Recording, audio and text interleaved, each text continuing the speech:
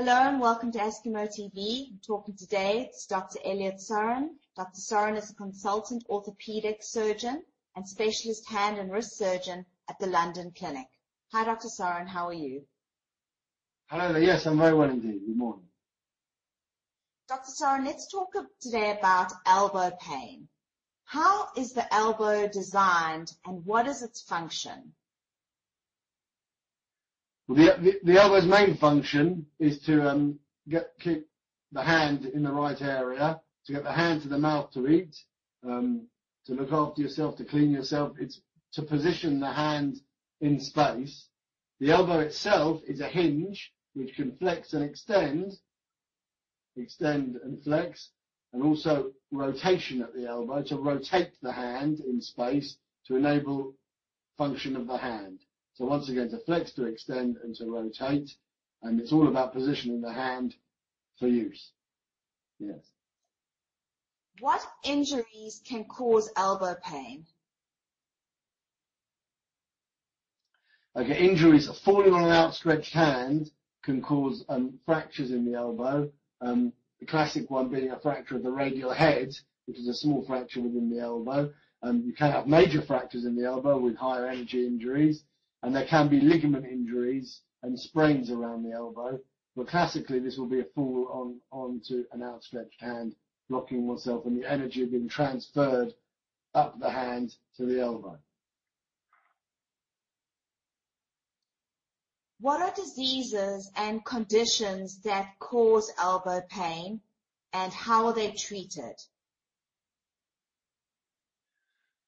Well, one of the most common conditions that causes elbow pain is lateral epicondylitis or medial epicondylitis, which in layman's term is either golfer's and tennis elbow. And these are extremely common conditions which can cause pain on the outside of the elbow, and they can cause a great deal of misery in the patients.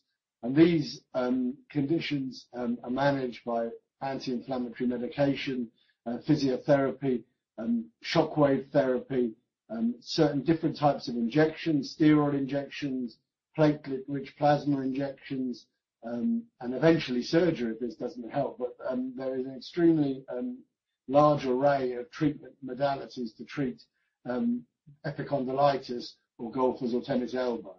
In addition to this, you can get osteoarthritis of the elbow, rheumatoid arthritis of the elbow, which can cause elbow pain, and other inflammatory conditions. But the mainstay of elbow pain is epicondylitis, golfer's or tennis elbow, which comes on after overuse and after particular activity.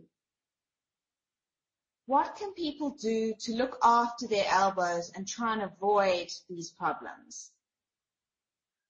Well, it's a difficult one because once again, you get a lot of patients that enjoy playing a lot of golf, they enjoy playing a lot of tennis, and they do get this. Physiotherapy and certain muscle strengthening can help to resolve this. There are certain stretching techniques which can treat and avoid this. Wearing a clasp or brace over that side of the elbow can certainly help prevent these types of elbow overuse conditions.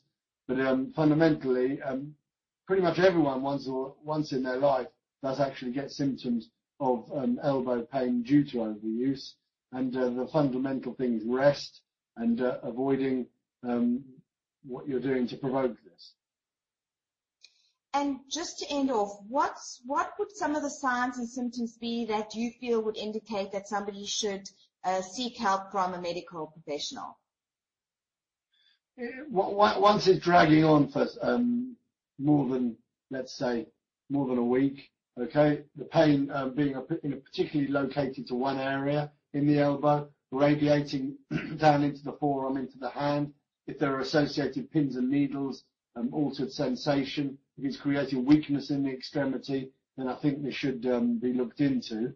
And if it's getting worse, and if it interferes with the patient's sleep, if they feel clicking within the elbow or weakness in the elbow, if they notice the elbow is stiffening up as compared to the other elbow, they've got a decreased range of movement. If it's actually stiffening, then that can certainly be a red flag. Thank you. Thank you so much for talking to me today. You're welcome.